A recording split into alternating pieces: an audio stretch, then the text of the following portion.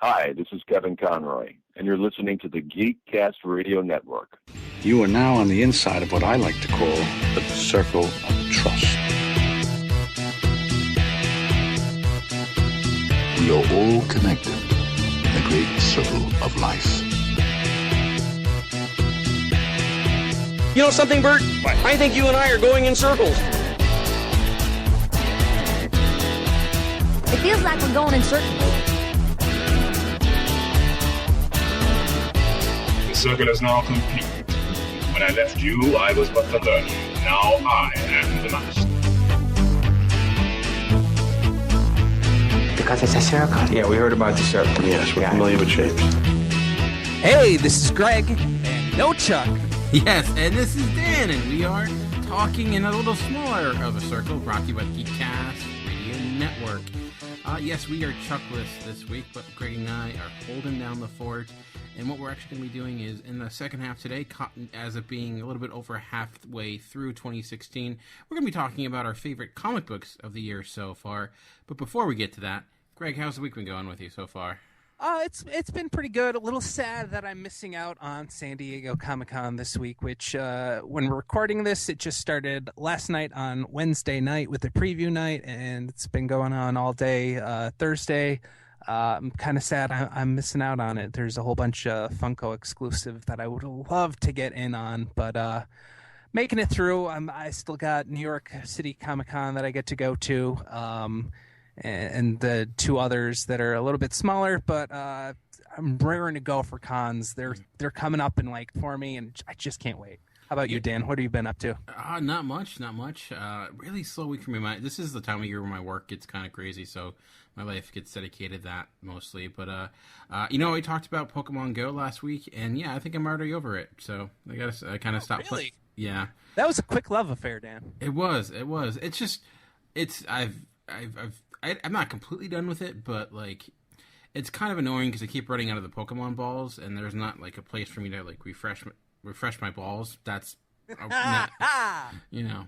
yeah, exactly. So there's no place to do that, so there'll be things to catch, but I can't catch them, and then the servers for the site or for the thing are down. So when I do go to a place to I know this is where a Pokestop is, the servers are down, so it doesn't work. So I've just been getting aggravated with it. So, yeah, I'll still probably play a little bit, but I'm not as eager on it, and as I thought I would. And I had that feeling that it would happen, but it's the nature of the game. But you were expecting later rather than sooner.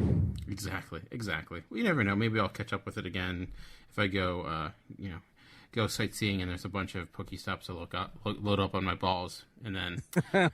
We'll have that, but part of that too is I ended up getting kind of addicted to something else. You know how addiction goes. One thing goes away and something comes replacing it, and it's one of Netflix's new hit series. And I honestly never even heard anything about it until I just saw it on Netflix, and then suddenly now it's everywhere. And it's their newest series, Stranger Things. Yeah, I've never heard anything since past maybe a week and a half ago, and all of a sudden it's blown up, and that's all I really hear about. I don't know what it involves at all. I just hear that it's got Winona Ryder in it. It does, I believe. Yeah, so I think it just debuted. I'm not sure when exactly it came out, but it was recently, and I think it picked up steam. It's one of those Netflix shows, so it just it didn't really have the pedigree of say House of Cards, but Winona Ryder is probably the biggest star in it. But it's basically like if you took up all the genre films of the 1980s, put them in a blender, and added in some new spices, this would be the show. It is I think Stephen King tweeted out it's a best hit novel of Stephen King, and he meant that in the best way possible. It's actually quite good. It's it takes place in this kind of small town. It almost reminds me of somewhat of E.T. the town. Then there's two major storylines going on. You have a storyline involving kind of kids. I would say Goonies age, kids younger, and then teenagers, and you have their story, which is, and they kind of all intertwine about this strange thing that's happening, some sort of possible. I don't want to give anything away, but it delves into the realm of science fiction, has influences from like Nightmare on Elm Street to even Akira. Like it's insane all the different things that go into it. But in the first episode, it's not really a spoiler because it's in the title. A kid goes missing, and then that becomes like, why did that happen? Where did he go? And that kind of sets off this type of it's this mystery of like what exactly is going on here. Is there government involved? Is like what's causing all these strange things to happen in the town? And what really kind of took me away, one of the best things about the show is the casting or the actors in it. The kid acting is like amazing. It does remind me of Spielberg, because what Spielberg was able to do is really then captured kids to make them feel like actual kids. The opening sequence is like them playing Dungeons and Dragons, and it does seem kind of pandering, but it feels real. It's very like E.T.-ish. Exactly. It feels very much like, okay, these seem like real kids, the way they talk. They feel authentic in that way. They all kind of have their unique personalities, even like the way they look. Sometimes I feel like with movie star kids, they all look like, they get like the cutest kid possible. It's but these kids look like normal everyday people, and acting overall is pretty solid. And it's enjoyable. I think the ending, I don't know, I wasn't completely satisfied with the way it ended. I don't know. It was hard for everything to come together, but it was the ultimate slice of life of the 1980s. It reminded me a lot of like Super 8, but Super 8 that it wasn't nearly as derivative as Super 8, where Super 8 felt so much like a Spielberg film. This almost feels like it's its own thing, but it's certainly being referring to other things. It's certainly a product of a love affair with 80s genre films and genre TV shows, but it's not, I think, mooching off them so much that it doesn't become its own unique entity. And I love the score of it. It very much reminds me of like a John Carpenter or Michael Mann score with like the Sith soundtrack. It's quite good. I think you would enjoy it a lot. It's not necessarily like campy science fiction. It's a little bit more serious than that. It sounds interesting from what you're saying, because I really enjoyed Super 8. If it falls kind of into that, and if you're saying it's kind of taken away from its downfalls, it definitely sounds something right up my alley. Yeah, it's quite good. I would definitely recommend it. If you have Netflix, if you're geekier in the show, I think you would like it for sure. I know a lot of people have really been talking a lot about it. Like you mentioned, it's been everywhere. So my wife even liked it, and she doesn't really like that type. She actually, the one night I was like falling asleep, and she's like staying up finishing it. So she was a big fan of it. She loves things of that nature, though. So, but talking about ghosts and things that go creepy crawly, and things about people and other things people can't stop talking about. You saw Ghostbusters, so I'm curious to hear what you actually ended up thinking about it. Yes, not only did I see Ghostbusters, but I also saw this documentary on Netflix called Ghost Heads, and I would totally avoid it at all costs. It wasn't that great, Ghost Heads. Is it better than that Back in Time documentary? The Back in the Future documentary? Yeah. This is much worse than that. Really? Yes. It feels very amateurish. The production wise, I don't know why it just felt like that to me. The people that they go over, they make me feel like a super cool nerd.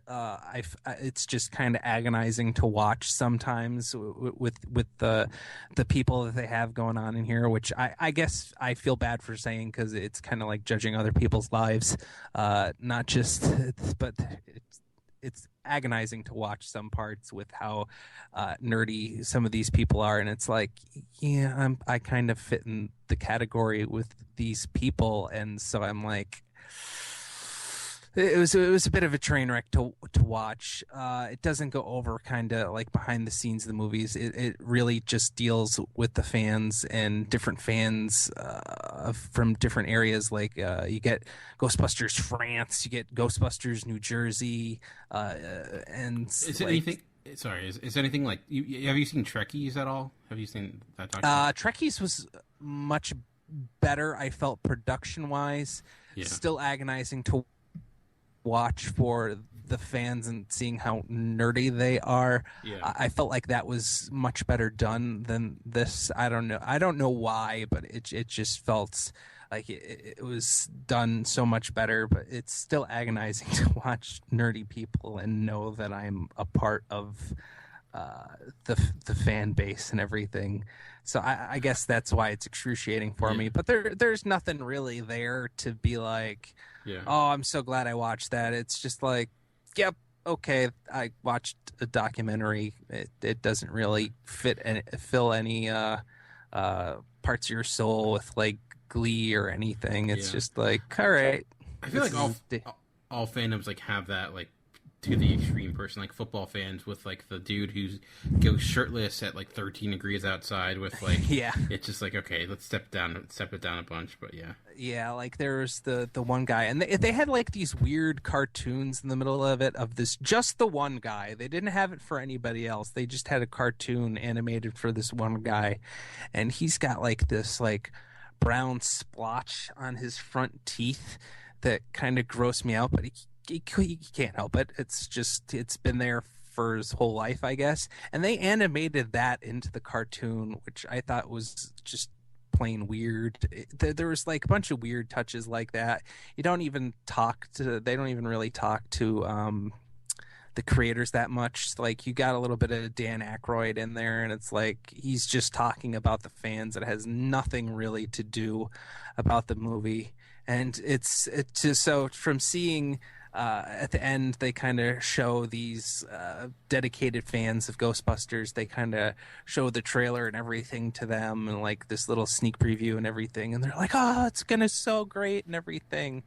And now with going to see the movie, I'm like, you guys, they're probably so wrapped up in the nostalgia of it all that they don't even realize that it wasn't that good. The movie was not funny, and I think that's what they were mostly going on with this one. The original one, it was essentially 3 out of the 4 characters playing straight-laced kind of, every once in a while throwing in some dry humor, but then Bill Murray is the one that's really tossing the humor out in it.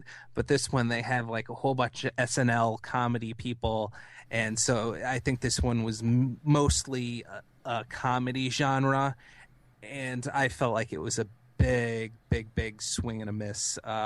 There was maybe like 2 things that I laughed at, but I was in a theater with a lot of kids, and I kept hearing a ton of laughter from the kids and everything, and then I think some of the adults were still laughing. I'm not sure if it just wasn't my type of humor. It was very slapstick. But I felt weird about the humor in it, because if you're going to have this over-the-top humor, that kind of takes you out of the world a little bit. Then plus you're in a realm of ghosts and everything. So you've got this real slapsticky humor of like Melissa McCarthy with a proton pack flying all over the place trying to wrangle it down because it's way overpowered for her.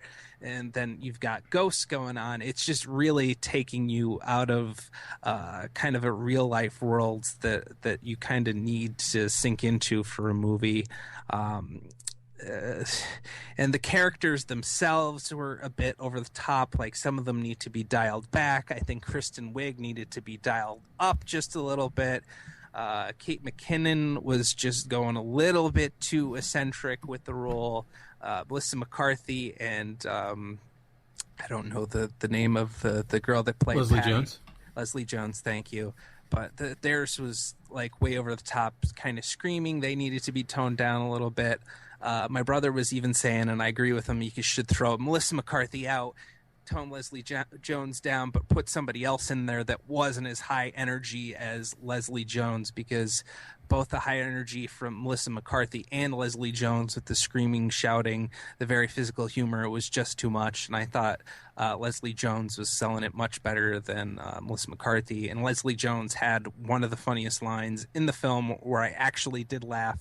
All the other comedy in it, just kind of, I was sitting there going, okay, yep, that was supposed to be a joke. the serious scene where they had a couple of serious scenes, I thought the serious scenes were really well done, and I wish it was a little bit more of the serious scenes, especially where Kristen Wiig's talking about her first experience with the paranormal. I thought that was really great. I love Chris Hemsworth, but he was definitely way too over the top, dumb, how they were having him play. It was a bit too much with him. And the fact that before this movie even got into production, there was a lot of talk over the fact that the Ghostbusters were all going to be women now. And so I felt like they were really fighting against that during the movie, because they were harping on that they were all women, and it was kind of like a girl power situation. There were definitely different times in the movie that they kept trying to sell that, like, women are the best, women are awesome, and that kind of stuff, where they were just jamming it down your throat.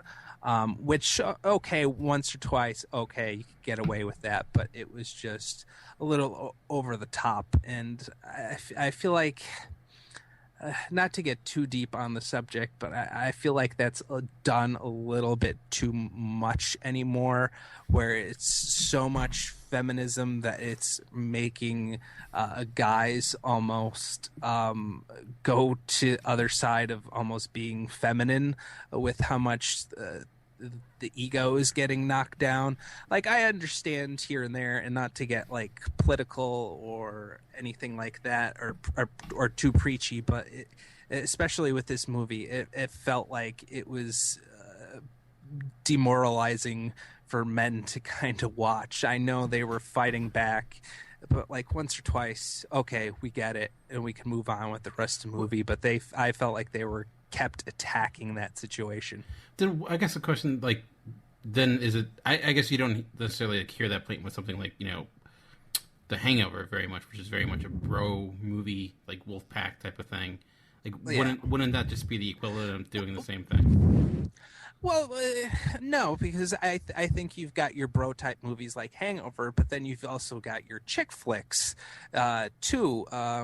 What was that one with Melissa McCarthy, and it was like all four women kind of going out. Yeah, and I don't think Ghostbusters is one that kind of falls into that kind of category. It's kind of a for everybody kind of film, if you ask me. Yes, it was four guys back in the day, but it was essentially, I think, two or three guys with their friends that was coming up with the movie, essentially. So it just, that's how it kind of happened to be. I don't think it was like thinking about, oh, we should have got a woman in here or something. But also they weren't harping like, yeah, there's no women on the crew or anything like that. And this very much felt like, yeah, there's no men on this crew. We don't need no men. For example, in the commercial for the movie, they have Leslie Jones do a stage dive, and nobody grabs onto her. They just let her fall. But in the movie, you see that Melissa McCarthy does the stage dive. People grab her, and she does the fan surfing and everything. But Leslie Jones' line is, I'm not sure if it was a black thing or a woman thing.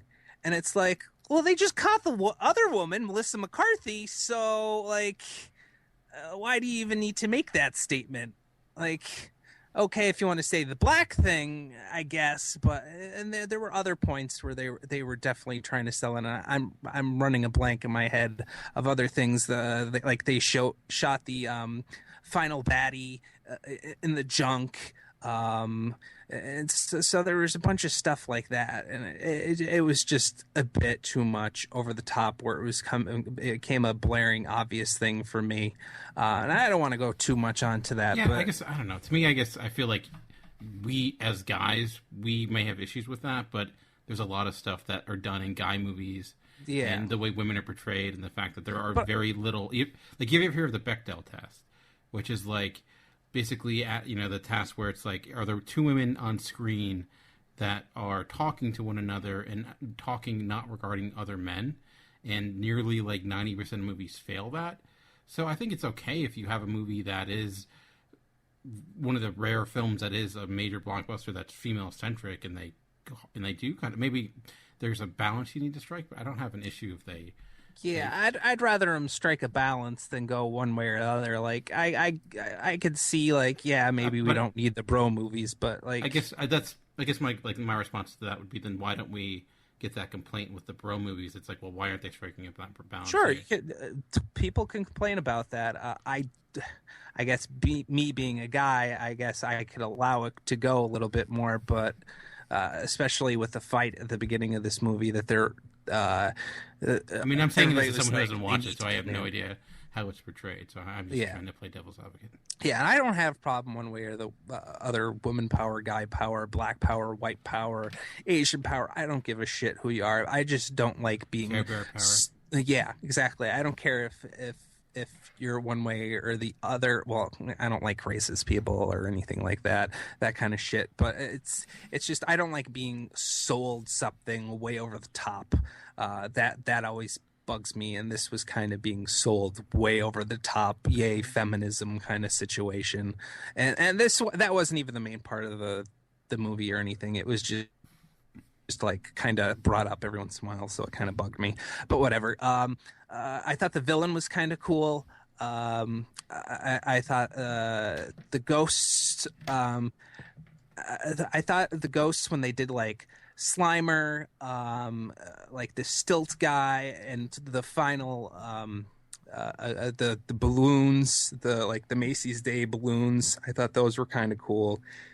And I thought the final ghost was cool, Rowan's ghost, which was, spoiler alert, which was the Ghostbusters emblem ghost in there kind of come to life. I thought those were all really well done. And then I thought, since they did those and they were like these really neat looking designs and everything, to see the other ghosts going on where they're just like translucent, got a mist going on, and they've got like this neon blue going on. I thought they weren't very original compared to all the other stuff that they had going on in the movie. So I wish that it was more creativity kind of going on with the ghosts, and that they were sticking more to that Slimer Stay Puft Marshmallow Man feeling going on. Like they definitely, I thought they hit it home with the Rowan's ghost. My brother didn't care for it too much because he thought it should have been Misty, but I thought it was kind of cool because it did look like this really old, weird cloth situation going on, and how it kind of like when he smashed a cab with his foot, there's like the cloth kind of stuck to the taxi cab a little bit. It had this little grossness to it. He didn't care for it too much because he said it looked like a person in a costume, so kind of Godzilla style to him. But I thought it was kind of cool and kind of struck back to the old Ghostbusters. Next, right? It's like Stay Puft Marshmallow Man versus the Godzilla. That'd be pretty neat. I'd watch that. Stay Puft Marshmallow Man would probably go down pretty quick. I love the Stay Puft Marshmallow Man, but he would go down pretty quick because he's just delicious, and I'm assuming Godzilla has a sweet tooth. But it was better than I expected, but it still wasn't up to par. There were a lot of cool appearances by the old cast members. I've heard mixed things about the cameos. Yes. Bill Murray, I felt like was just phoning it in, which was terrible to see because I love Bill Murray. Dan Aykroyd, I feel like anything anymore, he's always phoning it in anymore, which I feel sad about because I love Dan Aykroyd. And they had a bust, a gold bust of Ernie Hudson. No, Ernie Hudson was at the end. I thought he had the best appearance, and I think he had a funnier line of the movie. I thought Ernie Hudson was great. Annie McDowell, I think that's her name. Her appearance was okay. What's the other? Sigourney Weaver. Sigourney Weaver was a little strange. And then the last Egon, who passed away a couple of years back. I forget the actor. Rick Moranis. No, not Rick Moranis. That would have been awesome if he was anywhere near that. That would have just been up because nostalgia and haven't seen him in years. It was the guy who played Egon Spengler, and he passed away a couple of years, and so they had like a gold bust out in the hallway, which I almost missed him. Like in retrospect, like a couple seconds after his bust was on the screen, I'm like, wait a minute, that was supposed to be Egon in the background.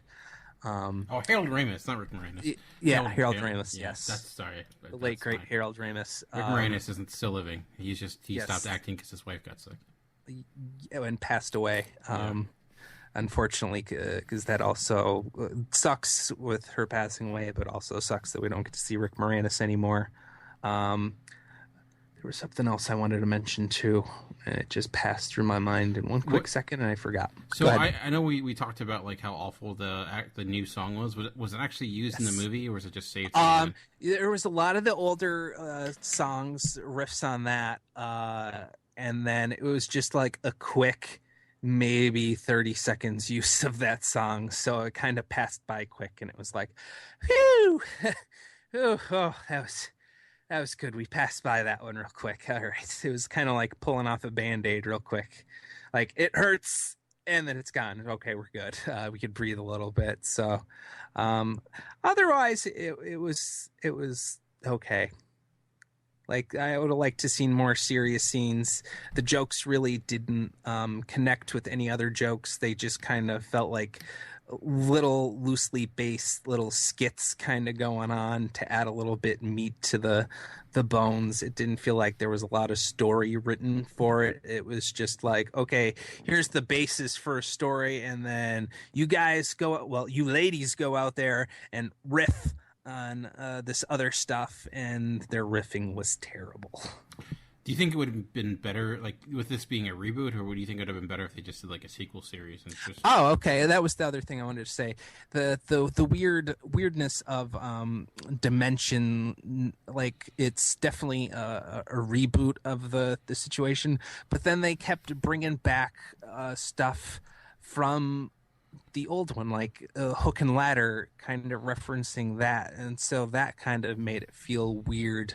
But yeah, I think it's character based where the problem is, and not rebooting. I think if you had different characters and actors that could whip out a better comedy.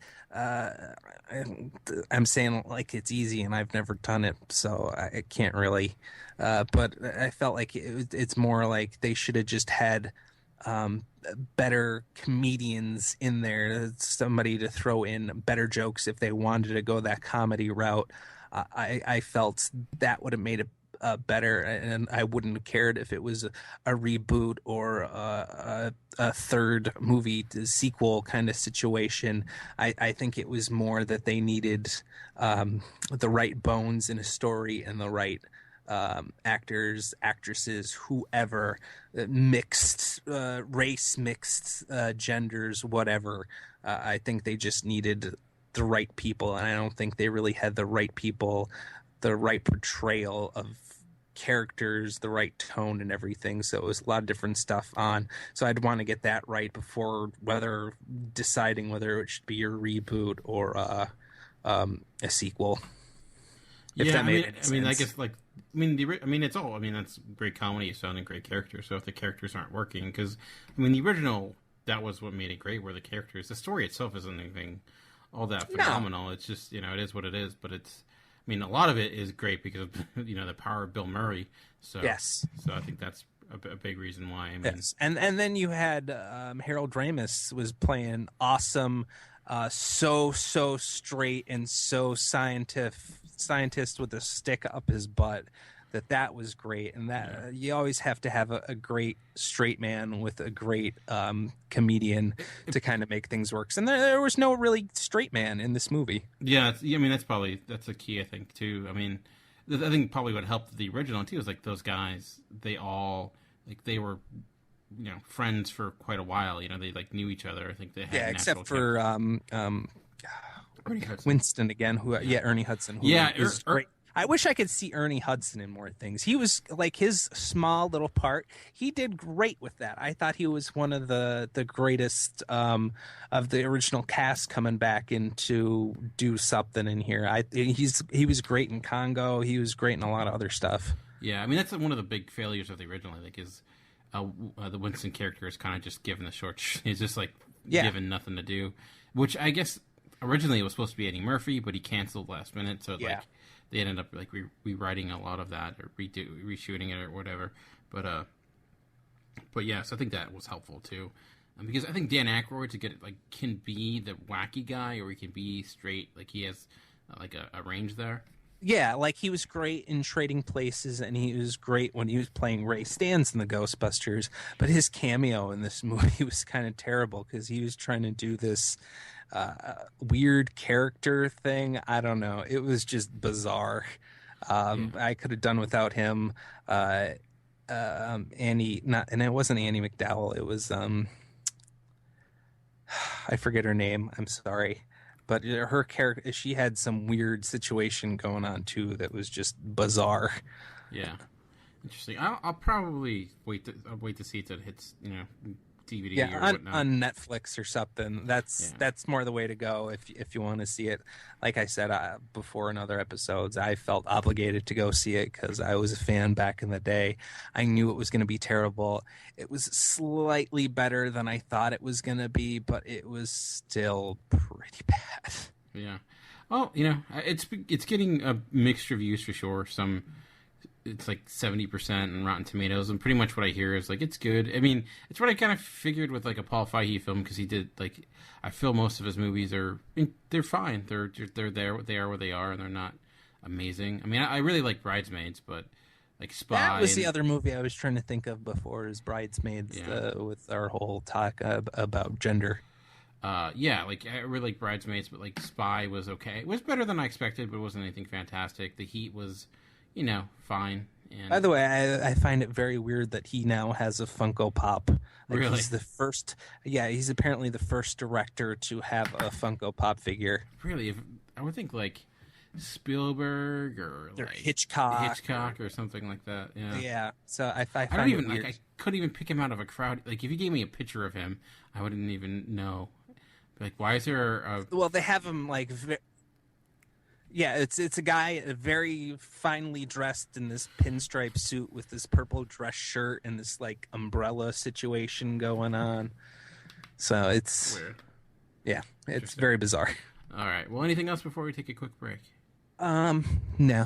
I think I'm talked out. I felt like I talked way too much about Ghostbusters. Hey, now it's finally out so people can talk about it and not like, everything else regarding it. So that's speculate. At least. Yeah.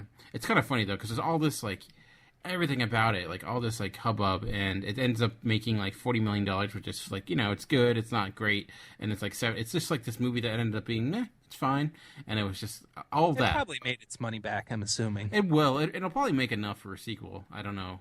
Yeah. Well, I also heard that even before this came out that they're going to do a version with all guys, and it's like, seriously, like... Just pick out a good cast. Don't get, okay, we're going to do a girls and a guys. Just pick out a good cast. I don't give a shit if it's a girl, guy, black, Asian, guy with blue balls constantly going on the whole time. Just give me a good cast. I think, well, I mean, there's been a lot of talk about different things going. They talked about doing like a crossover with 21 Jump Street, so who knows? There's a lot of things out there. We'll see. But, well, when we come back, though, we'll be switching into a new topic as we look at our favorite comic books that come out this year so far. But we'll get to that in just a bit, right after these messages. Hey guys, this is JD from the In Session Film Podcast. Every week on our show, you can join my co-host Brendan and I as we review the latest films that's out in theaters. It also inspires us to discuss a top 3 list of some sort, and we have a lot of other fun movie discussions as well. It's always a blast. And we also have a show on Fridays called our Extra Film Podcast. This is a show that gives us the space to talk about the latest indies and art films and other classics that we normally just don't get to talk about on our main show. You can find our podcast on iTunes, Stitcher Radio, SoundCloud, TuneIn Radio, Player FM, and more. In fact, you can just see everything about us, including our social medias, at InSessionFilm.com. So join us every week. We'd absolutely love to have you. All right, and welcome back. Yes, with 2016, a little, actually more than half over now. And Greg and I thought we have some time to talk about some of our favorite comics that have come out so far this year. It's a little bit more difficult of a list, I think, for me to put together than maybe movies because of the way you consume comics. But Greg, overall, how satisfied? There's been a lot going on in the world of comics this past year. We had the hubbub over Captain America. You had the DC Rebirth, all the movies. So far, now before we get to the top 5, how are you feeling about the world of comics for 2016 as we stand right now? Oddly enough, there's the big two, which we call it, publishers, and I found that I definitely favored the one over the other, and the other didn't even really make it onto my list. Which, this is kind of a spoiler. It's one of the ones I haven't really read that much of, so I found that to be completely bizarre. So it's definitely a different world out there when it comes to comic books and titles, and I feel like the indie publishers are definitely higher on my list than the big two at this point. Yeah, I'm about the same. I will say that I have not read any really of DC Rebirth. I read the first, like the 86-page, one shot, but I haven't read anything else besides that. I was kind of going to give it a few issues, see what people are saying are the best series, and maybe pick it up and trade. So if people are like, "Where's Batman Rebirth?" I just haven't read it yet. There's also some comics I didn't include because they didn't have they didn't have enough issues out. Yeah. Like, for example, my favorite comic right now probably is Southern Bastards from Image and Jason Aaron. And I love that series, but it's only had 2 issues so far this year. So I'd be like, it's not. I don't know if it's really a fair thing to rank it. I have a couple on here that it's like it's just maybe max of 4, but it's got either a complete storyline going on. It was just a mini series, and then the other one, it hasn't had a chance yet, but it was just so good I had to add it on to my list. Very cool. All right. Well, with that said, why don't you kick us off, Greg, with your number 5? Sure. Number 5 is, I think, a creator who both Dan and I really enjoy and has really this unique style that I really enjoy. And this is his first own writing and artistry possession, and it's I Hate Fairyland by Scotty Young. He's done Rocket Raccoon, he's drawn Wizard of Oz, he's done a Magneto miniseries. He's done a lot of covers and stuff, very cartoonish style, very graffiti style. And I got a little a summary here from I believe I got it from the Image website. Superstar Scotty Young, Rocket Raccoon, Wizard of Oz, makes his Image debut with an all-new series, the adventure time / Alice in Wonderland style epic that smashes its cute little face against Tank Girl / Deadpool-esque violent madness has arrived. An adventure that ain't for the little kiddies. Unless you have a super cool parents, then whatever. You'll meet Gert, a 6-year-old girl who has been stuck in the magical world of Fairyland for 36 years and will hack and slash her way through anything to find her way back home. Join Gert and her giant battle axe on a delightful blood-soaked journey to see who will survive the girl who hates Fairyland. It's just a great story. You've got this awesome fusion of the super kiddie Fairyland world mixed with this very hyper violence that makes an interesting blend, I believe, with Scotty Young's unique style and definitely his unique tone that he's got going on. It's super very colorful, very girlish Fairyland situations, and I just think it's great and humorous the way that those two styles have kind of mixed together. And I've always been a fan of Scotty Young's artwork. I have a awesome 90s Cyclops up on my wall that he had on his blog a couple years back now that I was able to get. So he is number 5 on my list with I Hate Fairyland. By the way, I numbered all of these, so it's going 5-1, people. Wow, that's a very special episode. It might be the first time in Talking of Circles history. I think it is. It's a rarity. So yeah, actually, it was very difficult not putting in this my top 5, but I do love this series. Actually, TFG when Mike from Geekcast Radio and I we talked about this in 2 episodes of the Pullback, so you can check those out. And I'm pretty much will just say ditto to everything you were saying about it. It feels like the comic book that Scotty Young was born to write and draw. The colors on it, like the thing that always comes to my mind are just like the colors. I remember last week you talked about like sherbet into the eyes of what that looks like. It's kind of like that, but in a good way. Yes. I love, you see a lot of influences. It has like almost like a Ren and Stimpy feel at times. Yeah. It's just unadulterated fun, and it's, you know, a concept I think wouldn't usually work more than an issue or 2, and it's been great so far. And it seems like the second arc is. Go ahead. Yeah, they just started the second arc, and the second arc so far is pretty cool. He realized quick. He put Gert in a situation where she's not really meant to be, so he's instantly fixing that with issue number 6 in the series. Yeah. So it's continuing to go much more than I thought it was. I thought it'd be like a nice little miniseries, but it seems like it might have a pretty long life. So it's great. Like, it's amazing. I saw Scotty Young tweet out something about like how people ask like how can he continue doing the style he does, like that's not super dark. But then he's like, well, why don't people who have super dark styles get the same type of like question? Why is it like, why can't I do my style the way I like it? And I'm okay if he continues doing this because I love it. It's just, it's insane in the right way. Yes. So, all right. Great choice there, Greg. For my number 5, I'm also going to go with another indie publisher. I'm going to go with one from Boom Studios, actually. A publisher I think that does not get nearly the love it deserves. We talked about, it's got, I don't know if this is on your list, maybe it will be, but this one's not on mine, but, you know, they probably got huge notoriety right now for the Mighty Morphin Power series. Yes, which I'm currently enjoying, and it is not on my list, but it is definitely up there so far. I'm waiting to see how this one pans out a little bit more.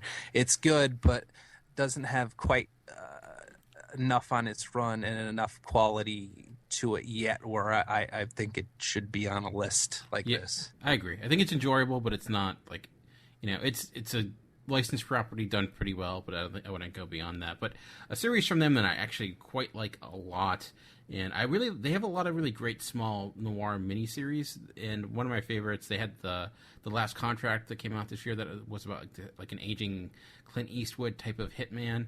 But the one I ended up going with was actually one called Snowblind. It's written by Ollie Masters and written by Tyler Jenkins. And the story behind it is, it follows this one kid who kind of finds out that his family is not what it seems to be. He lives up in Alaska, and through a series of unfortunate events, as often happens, he finds out kind of why they're living there, and it may not be what he expected it to be. I love the art style. It has that. It's a great dichotomy of this classic noir style with these, you know, obviously white backgrounds, these snowy landscapes. So it's, you know, it's a unique atmosphere for a noir book like this, and it's a familiar story, but it's not derivative in that way. I find it quite interesting. The very good mystery and enough twists and turns that you kind of don't know what it's expecting. And I'm a huge fan of noir, and I always like seeing it taken in a different direction or put in a new, different format that I'm not expecting, and this is it. So, it's very, like, I would say rough animation style, but in a good way, where it has that gruffness you would expect for a noir movie, and ended up quite enjoying it. So it's only 5 issues. I think it's only a miniseries, or 4 issues. I think it ended a few months ago, but it's quite good. I would highly recommend it. So that's my number 5, Snowblind. Cool. I saw that one when it came out. I didn't pick it up. It looked interesting, but I don't know. There was something about it that I didn't bite. Yeah, if you're not a huge fan of like crime stories, I don't know if there's that much appeal, but for me, I quite enjoyed it. So, all right, Greg. So number 5 you had Hate Fairyland. So what do you got next on your list? Number 4 is actually one of the big two, and it's a title that I just recently got into. Not that long ago. I got it mid-run through, but everybody was talking so much about it, and especially the artwork and the design of the main character. And the main character is Batgirl, and this title is Batgirl. This is the Batgirl of Burnside series, and I got from the DC website, and it's from one of the graphic novels. I think it's the second graphic novel. The summary is: Barbara Gordon is no stranger to dusting herself off when disaster strikes, so when a fire destroys everything she owns, she spots the opportunity for a new lease on life and seizes it. Following the rest of Gotham City's young adults to the hip border district of Burnside, Barbara sets about building an all-new Batgirl and discovers new threats preying on her peers. As the new hero of Burnside, Batgirl gets started by facing twin sister assassins on motorcycles. That collected apparently Batgirl number 35 to 40. Art was by Babs Tarr and written by Brendan Fletcher and Cameron Stewart. I believe Cameron Stewart also helped out with the illustration. But the artwork is definitely this cartoony kind of style. I believe somebody hearkened Babs Tarr's, that's a tongue twister, her art style to a little bit more on the anime manga side. I don't really know about that because I don't really read any of those or watch any anime. But it's definitely this very unique style, and I think the character designs of Barbara Gordon's new Batgirl of Burnside is definitely this really awesome look that she's got going on. And I definitely enjoyed the more modern take that they've kind of given her. They've kind of not euthanized because that's killing people. That'd be pretty. Man, they really went. Yeah. They were not fans. It's like, I know they talked about doing a reboot, but like, come on now, that seems to be a little harsh. They kind of younged her up a little bit. And so it's kind of this new generation kind of style to her and everything. And you've got these fun new villains going on, and like these weird, strange new villains that she's going up against. And especially this last one that I talked about. And I forget the name of the villain yet again. But that was very cool because Barbara Gordon has this kind of photo memorization kind of thing going on where she it's like taking a photo and the photo is stored in her mind and she could remember just about everything. And this last villain was really fucking around with her mind where it's even going down the road here now she kind of has to question what's going on in her mind and everything. And I just thought it added this awesome cerebral quality to the comic, and there's definitely this technology thing going on and everything. So I thought it was a real cool take on the character of Batgirl, and that's why I put her in at number 4. Nice. Yeah, I've only read a couple issues of that, but I've enjoyed it. Yeah, I see the different tone they went. It's like the kind of the much opposite as you can get from like a traditional dark tone Batman movie or Batman comic than that. It's like you have Dark Knight Returns on one end and then Batgirl, but it works. I think it lets it differentiate itself from it. Yeah, she's a lot more fun. She's a younger, fun-loving girl, and so this is more portrayed in it as opposed to the Barbara Gordon of old, where she was just kind of nerdy but athletic. And yeah, it's like the tone of Teen Titans in a way, I guess, or Unbeatable Squirrel Girl, which not on my list, but actually a book I like a lot. I mean, I don't know what that says about me, but I would. It's I love the humor of it. I think it's great. I actually quite like it. It didn't make my list, but it's a very enjoyable read. So I would highly recommend that as well. But it's not on my list. But you know what is on my list? Again, going to a different publisher, going to another indie publisher, going to IDW this time, and going with a horror comic. And I'm kind of getting into horror comics almost more than I'm getting into horror movies, and it's coming from the writer James Tynion IV, who has done a lot. He's done some Batman stuff, the Wood series for IDW for Boom, and but this is for IDW, and it's the Eighth Seal. I don't think this has got much buzz, much talk about. I know just picking it up and seeing what it would be like. The covers kind of got to me. The covers are like. This guy, they look like almost I don't know, like an Alien-esque, where you see this being kind of taking over the body of a human person, or taking this like alien creature type of thing taking over a human body, and it's really deformed, and like the artwork is kind of very dark in a way, and the way I would describe it, it's almost like Species and Invasion of the Body Snatchers. It centers on the president's wife, the first lady, and she's having these visions, and the question of these creatures, and that's the way it starts. The question is like, are they real? Like, what's going on? Is she being controlled? Is there mysterious forces going on? Basically, the short description of it is a woman's visual nightmares bleed into reality as the struggles to live in a political spot. One woman's visual nightmares. The First Lady's visual nightmares bleed into reality as she struggles to live in the political spotlight. Is she losing her mind? Or do these visions have some darker truth? And it kind of it gives you that idea, like what's real, what's fake. It gets into that, that talking about like Stranger Things has a similar tone to it. I love the artwork, especially when you see these monster creations. It's just, I don't know, the combination of Jeremy Rock is the guy the artist, and Tinian's like imagination. It's quite incredible, and I don't know. I guess maybe when I went into the series, I didn't have much expectations. I was actually taken by it quite a bit. Maybe like the small political aspect of it grabbed me more than I thought it would. But I think it's again similar concept, but I thought it's handled pretty well. And one I would again recommend. It's again the Eighth Seal. I'm not completely up to date with it. I think I'm a issue or two behind, but everything I've read so far, I'm quite impressed with, and I've enjoyed most of Tinian's stuff. Like I really liked his Batman, Teenage Mutant Ninja Turtle crossover. I don't know if you read that. Yeah. I haven't read it. I've heard good things though.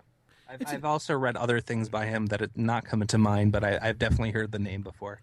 Yeah, I wouldn't say he's like a top echelon writer, but he occasionally puts out some really good stuff, and I think this is an example of it. And cool. I've never actually heard of the Eighth Tier. I think you said it was the Eighth Seal. Eighth Seal. I'm sorry. Yeah, yes. It just I saw it on a solicitation, and like, that looks like it could be good, and was looking for something a little bit different. And if you're a fan of horror comics, and I know Image has a bunch. I don't. Dark Horse has a couple, like Harrow County, which is very acclaimed.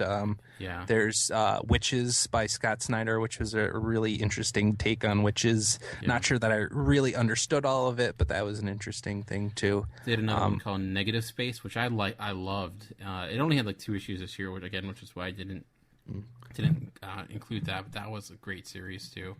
But yeah, that's all right. What's next? Very cool. Greg? Next on my list is another of the big two, and it's one that you're all probably expecting because I've talked a lot about it this year, I believe, and that is Harley Quinn, written by the amazing Amanda Conner with help from Jimmy Palmiotti. And there's a whole list of other artists that kind of come in to do the art details. There's Chad Hardin, Stefan Rowe, who's going to be at Baltimore Comic Con, and I'm hoping I could get something from him. Alex Sinclair, Paul Mounts. So there's definitely a changing of the guard all the time on that comic. The summary for it is: fresh from Batman, Death of the Family, and Suicide Squad, Harley Quinn returns to her first solo series in the New 52. The writing team of Jimmy Palmiotti, All-Star Western, and Amanda Conner before Watchmen, Silk Spectre, unleashed Harley in an unsuspecting DC universe as she encounters various heroes and villains and leaves no one unscathed in her wake, with art by blah blah blah slew of artists. But Harley Quinn is amazing. I kind of went from Spider-Man to Deadpool because Spider-Man was kind of getting emo and everything, and now I feel like Deadpool for me has been kind of getting slogged down with this whole family situation that he's got going on, deciding whether he's good or bad or whatever. And I feel like now Harley Quinn for me has kind of taken over that spot in comic form of kind of a comic relief, good good time, never know what's going to happen.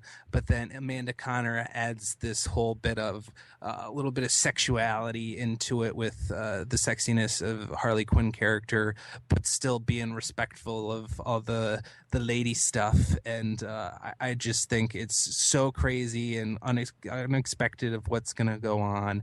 And it's just got this great amount of fun to it. And violence. There's always got to be a little. I guess I'm a very street and violent type of violence. Kind of appeals to me in comics, movies, and the such. But yeah, Harley Quinn is definitely done really great things, especially with. I believe a couple podcasts ago, Dan and I were talking about the issue where she actually confronts her ex of Joker, and that was like one of the best single issues that I think I've read of the entire year, where she confronts the Joker and kind of lays down the law. Yeah, I was actually going to bring that up. Like, I think it's Harley Quinn 25, where she's in jail, where she's like breaking into a jail and to break out her new love interest, and she confronts her old love interest. Yeah, and the Joker and that confrontation was amazing. It was just then the added bonus is the conversation between Harley and Batman at the end of that as well. It was really spectacular. Yeah, I agree. Like, if I was just ranking like my top individual issues for the year, Harley Quinn 25 would be probably like 1 or 2. And I'm not even a huge Harley Quinn fan, but it was just what that like situation did just for that character on so many different levels. I think it really humanized her. I think it showed it kind of, I don't know, it showed that she had power as a character. Like, she wasn't like a sidekick anymore, and I think it did a lot. Girl power done right. Exactly. Very true. Very true. All right. Very good. Like, again, that series I enjoyed, but I am not caught up enough to feel like I could properly put that on my list. And I'm hoping to get more stuff signed by Amanda Conner. She was very awesome to go up to at the Baltimore Comic-Con last year and get stuff signed by her. We had a nice little conversation back and forth with her. That was also talked about in another older podcast that we've done. The Baltimore Comic-Con episode, if I'm not mistaken. Yes. But next for me is actually coming from it's a comic book legend, really, comic book heavyweight, but from an unexpected publisher with Aftershock Comics, which I think is only like a year or two old. They're not very. Yes, it's just brand new in the publishing world. I believe it's the first I've seen of it. That name. They've got a couple good series so far. Second Sight, I enjoyed. American Monster, I've liked a lot, but I think they have Black Eye Kids out too, which I read the first issue and I wanted to pick up the second, but I just haven't found that one on the shelves. I've not read that one, but the one it's a very interesting premise. The one I have on my list is actually, I guess, looking at my list, I feel like it says less about comics and just more about my personal taste, but that's, I guess, the way it is when comics, you have so many choices to choose from. But it's Dreaming Eagles from Garth Ennis. Garth Ennis has a ton of different comic books based on like military, aviation in general. But I think Dreaming Eagles might be his best one. He had it for one of the main reasons where it's not the focus of it really isn't even on the aviation concept. Really, it's the Dreaming Eagles were like a brand of African Americans, almost like this Tuskegee Airmen. And it starts because it's this conversation. It takes place, the main story takes place like during the 1960s, during the civil rights kind of movement, and it's this father and son talking about basically, how they feel like they should change the system and make it for the better. And, they're kind of talking about their lives and what they're going through. And it's just showing, what's going on during that time. And then the father, who was in World War II, like his story of being in the aviation, being a fighter. So it has a lot going on to it. I mean, the fight scenes themselves are great, but I think it's tackling a lot and doing it in a very intelligent manner. It's not, it's not going back to what we talked about. It's not being preachy. It's just trying to examine the ways in which different people at different times go about doing things, and it's intriguing, and it's I'm a huge fan. I enjoy World War II history a great deal. Like, my dad is I know grew up on aviation. He was a member of the Air Force, so we grew up talking about all types of planes, and we went to air show after air show, World War II weekends, and we went to a lot of different things. So I'm already kind of pre-programmed to like something like this, but I just think it has a lot going on to it. It ended up surpassing my expectations because I just thought it would be another Garth Ennis book about military aircraft, but it ended up being a lot more than that. So again, it's called Dreamin' Eagles. It's out by it's another Aftershock book, so quite good for me. It's my number 3. So very cool. I think I've heard of that one, just never really looked into it because kind of used to Garth Ennis' style, and nothing he's done in the past couple of years have really struck home for me. Yeah, he's kind of hit and miss. He had a decent series for Marvel during the whole Secret Wars.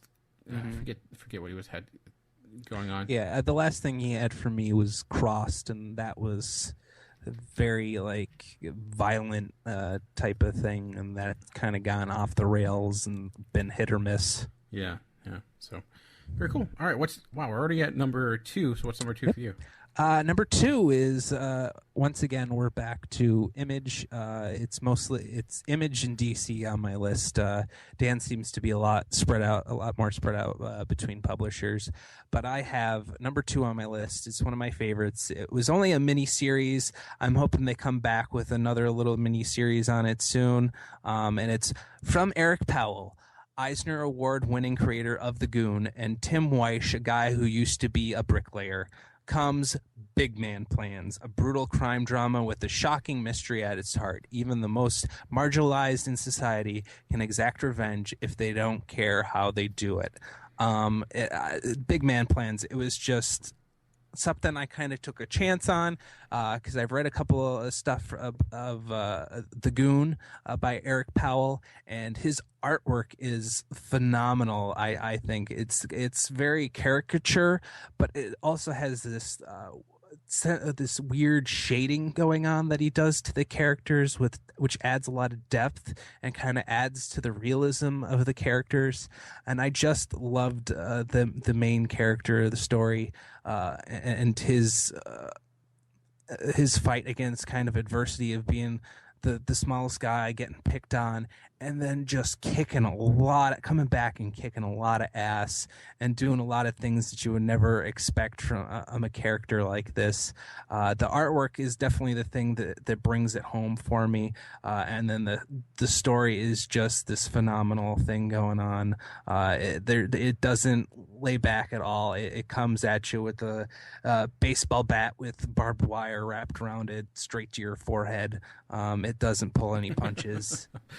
That's a good way to explain it, because that is, I've read that series too, and it is brutal for sure. Yes, especially the scenes where he's in the Vietnam War, and he kind of goes into the bunkers of the Vietnamese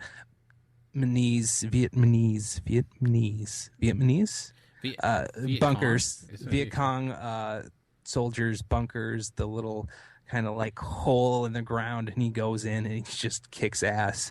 Definitely very bloody, very violent. Apparently I like that type of thing. So Big Man Plans made my number 2. And like I said, it's only a short little mini series with 4 comics, but it kind of left me wanting more. So that's kind of what made it so high, what made it get so high on my list. Yeah, it is the ultimate revenge porn. If you like those, seeing people getting their comeuppance in the worst way possible, that's definitely a good choice for sure. And they did leave it open, there's possible, they could bring it back for another series or make it ongoing, but hopefully we'll see some more from that.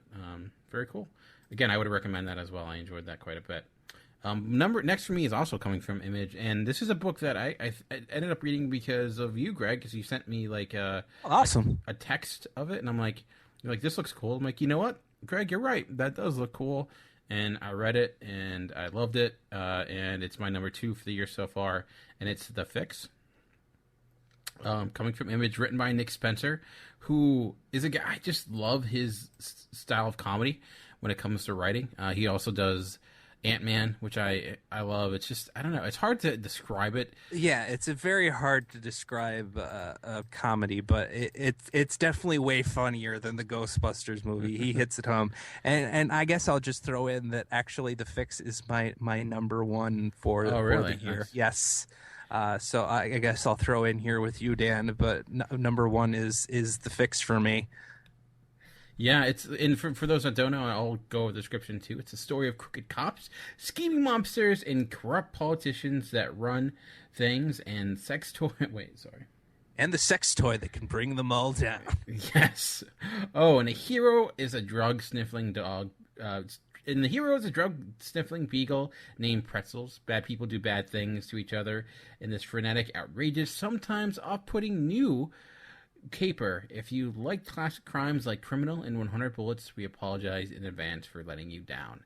And that's kind of the humor that goes on it. They are the worst, terrible cops in existence, and it's just hilarious. Yeah, they are, like, it's, you know, those, like, oh, they're bad guys, but still good. Like, I'm thinking of, you know, the Nice Guys movies that came out this year. Yeah, they have, like, no redeeming qualities whatsoever. But somehow it's still really enjoyable. It's, I don't know, it's a comic that takes it like to the highest level. It keeps going. You know, it's just like you're just wondering, like, okay, what will they do next? These reprehensible people, and you think they would, you know, you would need someone to root for, but it's not really that in a way. I don't know, but you're rooting for them to just see how far down the rabbit hole they'll go. Yeah, it's more like, okay, how are they going to get out of this one? Like, how is this going to work? Yes. Yeah, it's hysterical, violent, hilarious. I love the essentially the main villain that they're going up against, who is like this everyday kind of dorky kind of like dad. Oh yes, but he's just randomly comes in and he's like, oh hey, he seems so nice, and then all of a sudden he throws out the most violent kind of suggestion in there that he's gonna do, and it's just that also is freaking hilarious. He's to like me a new age Mr. Rogers with Dexter death streak in him. Like he's like it's like, you know, serial killer Mr. Rogers. Yeah, it's so good. And it's only up to issue 4, I think, at this point. Yeah. But it was just so good that I had to put it up at the top. Hopefully, it doesn't go anywhere downhill at all, because it's just great the way it is so far. Yeah, have you read? I heard really great things about people referring it to the Superior Foes of Spider-Man. Like it has a similar tone to that, but I have not read that. Now I want to. But no, I haven't read that. It's about like the villains of Spider-Man, so I'll have to check that out. But I would again recommend, if you enjoy that, to check out the Irredeemable Ant-Man, because it's not as to that level, but there's some fun aspects to that too, and just like it's self-referential. It's like meta without being overly meta, enough pop culture references, but not overdoing it per se. So I don't know how well it would age, but I've enjoyed it. It's like it almost feels like it should be taking place in the 80s with just the style, but it's present day. Yeah, especially with the partner and his very like Hawaiian kind of florally shirts.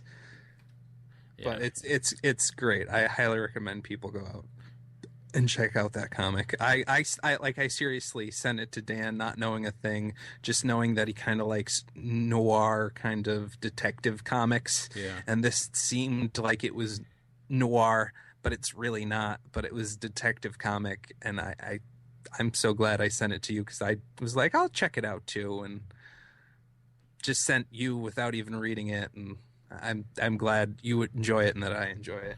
Yeah, it's good. I definitely highly recommend it. So I'll go over my number one, and I have not had a Marvel book, but this is my one Marvel book. It was hard to come up with my number one, to be honest. I'm like, nothing really is standing out too much. Like The Hit could easily be my number one. But I ended up coming from an unexpected source, because as a character I've never really cared about all that much, but this series I'm just really digging, and it's this current Spider-Woman series, written by Dennis Hopeless, and it's been written by a few people, but I think the best work has been done by Javier Rodriguez. And it's a Spider-Woman series that covers the character of Jessica Drew. It starts off with her being pregnant, and kind of goes through that, and then she eventually has her kid. But first the artwork, Javier Rodriguez in some of the issues this year were doing things like I never saw done. Like his ability to his storytelling in using kind of the comic book panels in new ways was phenomenal. There's the best example was the issue in which she's stuck in like this hospital that's taken over by the Skrulls, and she has to do kind of going through all these different floors and whatnot. And the way that he draws, like how she moves from one location to the next, is just, it's, you know, what should be just a normal scene. It's just unbelievable, like what he was able to do with it. Just his use of space, the creativity he would use. It's just the detail. It's amazing. I would highly recommend checking it out. And then too, I don't know if it just clicked for me, because then you see after she has the kid, she kind of goes into this of trying to balance the life of being a mom and being a hero. And it's something that we've seen a lot, but I just felt like it hit with a different type of reality that I didn't expect, bringing up points that I didn't expect. She has this great friendship with Carol Danvers, Captain Marvel, and that's been a phenomenal, like, I just liked seeing that. And Jessica Drew at Spider-Woman is a character that I typically have never really cared about. Like, I felt like they've tried to make her interesting when New Avengers was first released and trying to make her a major player, but she was always been a character to me that was missing personality and major character traits. Like, I couldn't even give you any, but this to me is just showing how you can take any character and make a great series. And I don't know, I would highly recommend it. I just think it looks beautiful, and it's a really well done story. And superhero comics can go a lot of different directions, but I feel like this is doing something new for a genre that can be stale. So it's my number one for the year so far. But very cool. Do you have any other ones that didn't make your list, but you were honorable mentions? Rumble. It's a very weird comic, but I love the art style it's got going to it. I can't even really describe it. It's more on the cartoonish side. It's got this crazy gods of old and creatures going on. I've been enjoying that. Low, which didn't start off great for me, but it's been kind of picking up. The stories aren't fabulous. The artwork is tremendous, though. Marvel hasn't been really sticking out to me. I want to say Batman, but I feel like towards the end of his run, Scott Snyder kind of fell down a little bit with everything. I really liked the Court of Owls and the whole death of family situation going on. Do you have any, Dan, while I think a little bit more? Well, speaking of Marvel, I do have some Marvel series that almost made it. It was very hard to leave off Vision, the new series. It's great. That the more I thought about them, the more I felt like it should be on there. And maybe when I do my end of the year list, it will be. But that is just one oddball comic in the best way possible. It feels like a Twilight Zone made in with it feels like a Twilight episode that is just off its rails, but still somehow, I don't know, it's just twisted and amazing.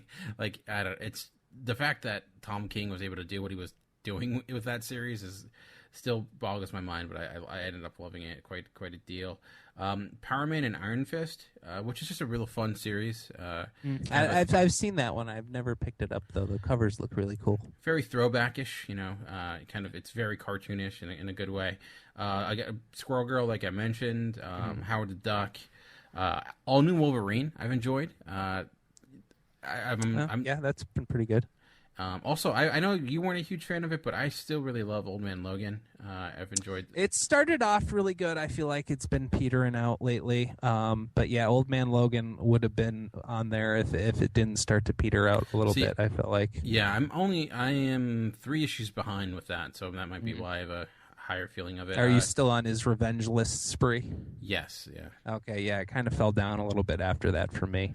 Others, for me, a bunch of DC stuff like Batman Beyond was really cool.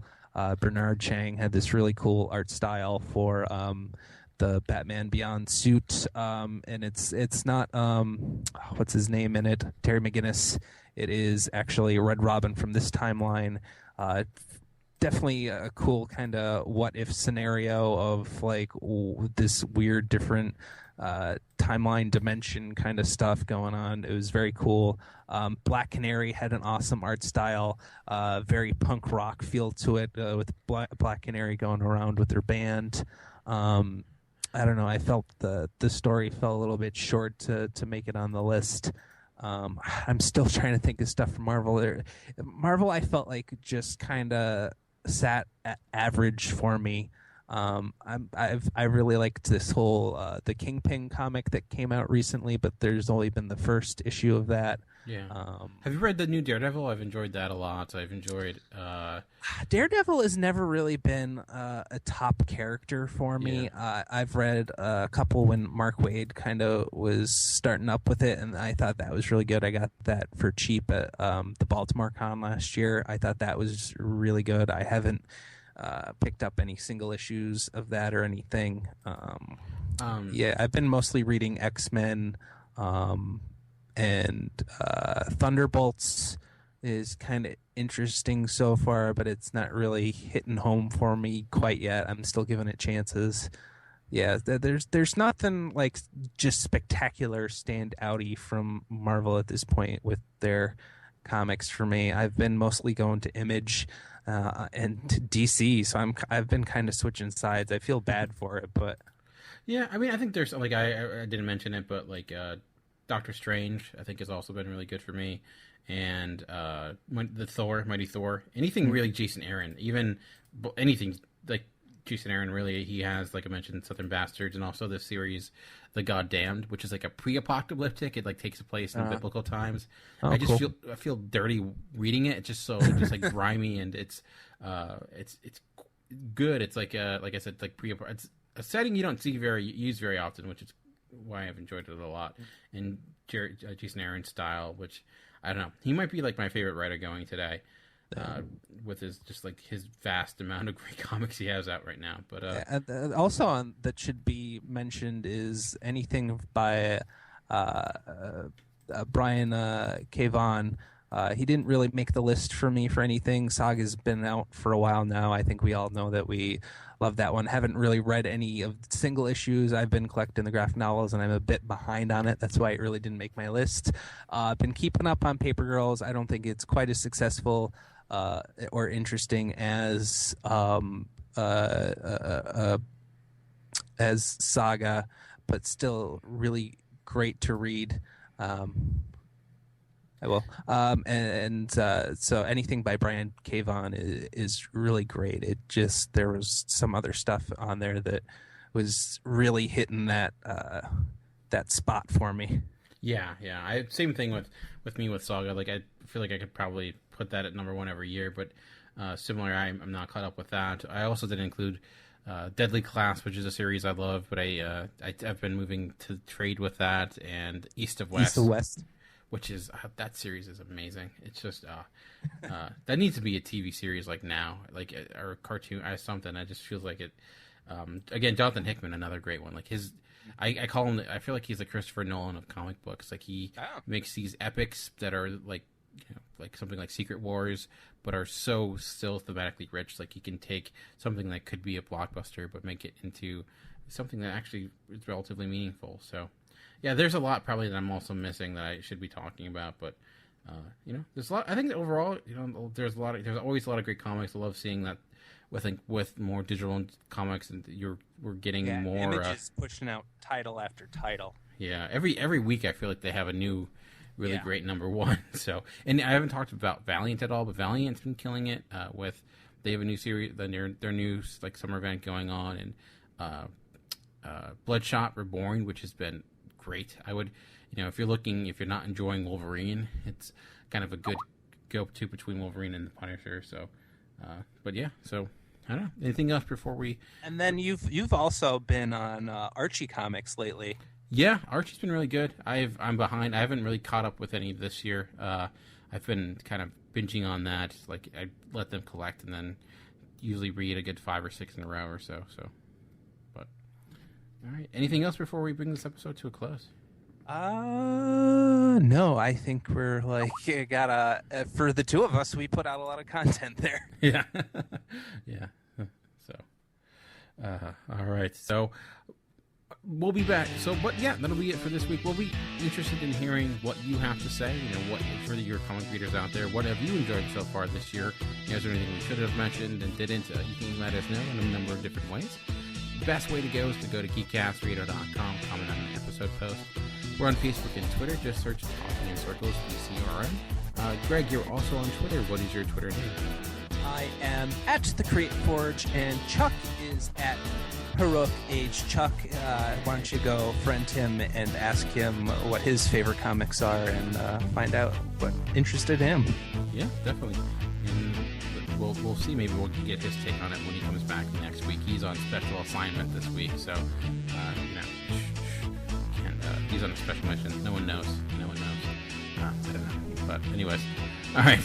But yeah, so that'll be it for this week. We'll be back next week, same time, same channel, same podcast feed. But for now, this has been Greg, or Chuck with a mustache and beard. And this has been Dan, and we've been talking in a smaller circle. And we'll see you next week. Essentially a line, 2 points. Really, yeah. Talking in line doesn't have the same ring to it. No, it doesn't. And then plus, if you're in a line at a comic book convention, like Comic-Con's going on, I had a guy there one year that wouldn't leave me the hell alone. Yeah, sounds like a convention for sure. Yeah, comic book hell. That you get to pay for and spend years going to. So, years preparing for.